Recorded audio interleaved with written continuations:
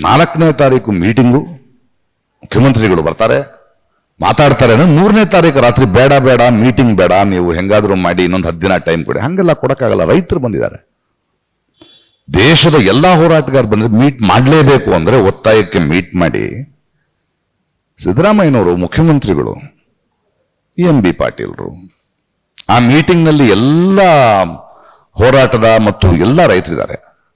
ಅವ್ರಗಳಿಗೆ ಅರ್ಥ ಆಗಬೇಕು ರೈತರು ಹೇಗೆ ಹೋರಾಡ್ತಾ ಇದ್ದಾರೆ ಅಂತ.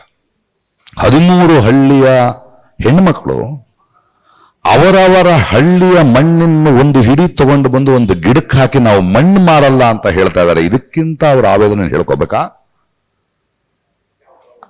4ನೇ ತಾರೀಕು ಮೀಟಿಂಗ್ಗೆ ದೇವನಹಳ್ಳಿಯ 13 ಹಳ್ಳಿಯ ರೈತರು ತಾವು ಬೆಳೆದ ಹಣ್ಣು ಹಂಪಲ ತರಕಾರಿಗಳನ್ನು ತಗೊಂಡು ನಿಮ್ಮ ಆರೋಗ್ಯಕ್ಕೆ ಕೊಡ್ತಾ ಇದೀವಿ, ನಾವು ಬೆಳೀತಾ ಇರೋದು ಈ ಭೂಮಿನ ಕೊಲ್ಲಬೇಡಿ ಅಂತ. ಇದಕ್ಕಿಂತ ಹೇಳಬೇಕೇನ್ರಿ? ಒಂದು ನೋವು ಅರ್ಥ ಆಗ್ಬೇಕೇನ್ರಿ ನಿಮಗೆ?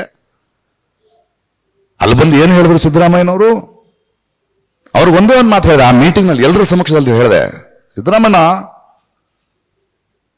ಹೋದ ಸರ್ಕಾರ ಒಂದು ಗಾಯವನ್ನ ರೈತರಿಗೆ ಮಾಡ್ತು, ಆ ಸಣ್ಣ ಗಾಯ ನೀವು ವಿರೋಧ ಪಕ್ಷದಲ್ಲಿದ್ದಾಗ ಬಂದು ಈ ಸಣ್ಣ ಗಾಯ ತಪ್ಪು, ಈ ಗಾಯ ನಾನು ವಾಸಿ ಮಾಡ್ತೀನಿ ಅಂತ ಹೇಳಿ ವಾಸಿ ಮಾಡಕ್ ಬಂದು ನೀವೇ ಯಾಕ್ರಿ ಗಾಯ ಮಾಡ್ತಿದ್ದೀರಿ ಅಂತ ಕೇಳಿದೆ. ಮನಸ್ಸಾಕ್ಷಿ ಇರ್ಬೇಕು ಬೇಡ? ಇಲ್ಲ, ಅರ್ಥ ಮಾಡ್ಕೊಳ್ಳಿ, ಒಂದು ಫೈನಲ್ ನೋಟಿಫಿಕೇಶನ್ ಬಿಟ್ಟಿದೆ, ಅದರಲ್ಲಿ ಕೆಲವು ಕಾನೂನಿನ ತೊಡಕೆಗಳಿವೆ, ಅದಕ್ಕಾಗಿ ಕರ್ನಾಟಕ ಸರ್ಕಾರವು ರೈತರನ್ನ ಮತ್ತು ಹೋರಾಟಗಾರರನ್ನ ಮನವಿ ಮಾಡ್ತಿದ್ದೀವಿ, ಒಂದು 10 ದಿನ ಟೈಮ್ ಕೊಡಿ ಅಂದ್ರು. ಇದೇ ಸಿದ್ದರಾಮಯ್ಯನವರು ಹೇಳಿದ ಮಾತು. ಹೋರಾಟಗಾರರಿಗೆ, ರೈತರಿಗೆ ನಮಗೊಂದಷ್ಟು ಕಾನೂನಿನ ತೊಡಕುಗಳಿವೆ, ರೈತರ ಪರವಾದ ನಿರ್ಧಾರ ತಗೊಳ್ಳೋದಕ್ಕೆ ಕಾನೂನಿನ ತೊಡಕುಗಳನ್ನ ನಾವು ಕೂತ್ಕೊಂಡು ಮಾತಾಡಬೇಕು ಎಜಿ ಮಿಗ್ದವ್ರ ಜೊತೆ. ನಮಗೆ ಇನ್ನೊಂದು 10 ದಿನದ ಕಾಲಾವಕಾಶ ಕೊಡಿ ಅಂತ ಸರ್ಕಾರ ಮನವಿ ಮಾಡ್ತಿದೆ ಅನ್ನುವ ಮಾತನ್ನ ಸಿದ್ದರಾಮಯ್ಯನವರು ಹೇಳಿದ್ರು. ನಾನು 1 ನಿಮಿಷ ಇರಿ ಸಿದ್ದರಾಮಯ್ಯನವರೇ ಅಂತ ಆ ಮೀಟಿಂಗ್ ನಲ್ಲಿ ಅವ್ರನ್ನ ಇನ್ನೊಂದು ಪ್ರಶ್ನೆ ಕೇಳಿದೆ.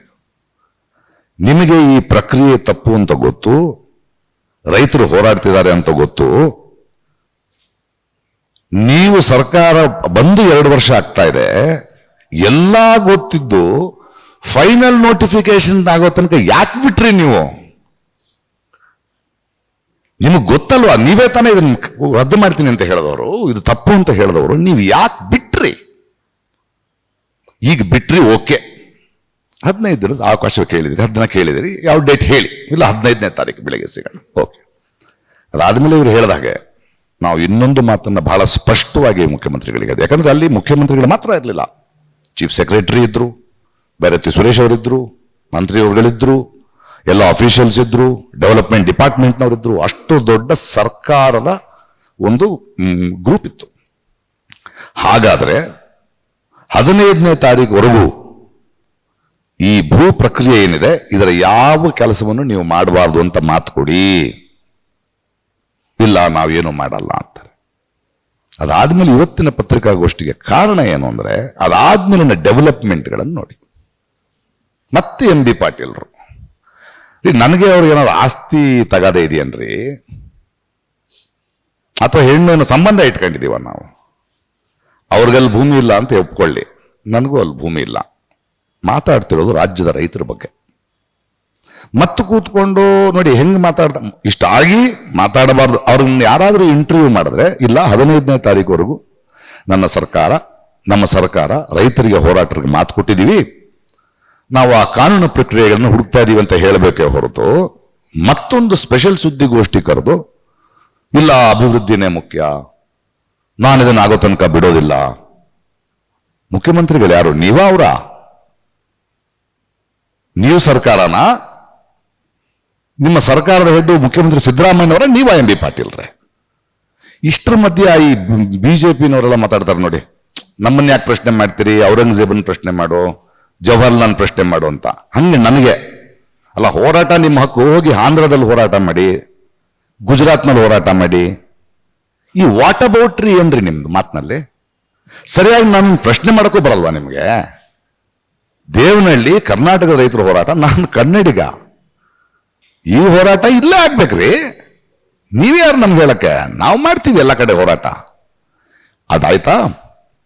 ಅದಾಗಿ ಆಮೇಲೇನು ಮುಖ್ಯಮಂತ್ರಿಗಳು ಇಡೀ ಸರ್ಕಾರ ಹೋರಾಟಗಾರರ ರೈತರನ್ನ ಮನವಿ ಮಾಡಿಕೊಂಡಿದೆ, ಕಾನೂನಿನ ತೊಡಕುಗಳನ್ನ ತೀರಿಸಿ ನಾವು ಸರ್ಕಾರದ ನಿರ್ಧಾರವನ್ನು ಹೇಳ್ತೀವಿ ಅಂತ. ರಾಜನಾಥ್ ಸಿಂಗ್ ನೋಡಕ್ ಹೋಗ್ತಿದಾರಂತೆ ಮುಖ್ಯಮಂತ್ರಿಗಳನ್ನ ಕರ್ಕೊಂಡು. ಅಲ್ಲಿ ಹೋಗಿ ಇವತ್ತು ಲೆಟರ್ ಕೊಟ್ಟಿದ್ದಾರೆ ಮುಖ್ಯಮಂತ್ರಿಗಳು.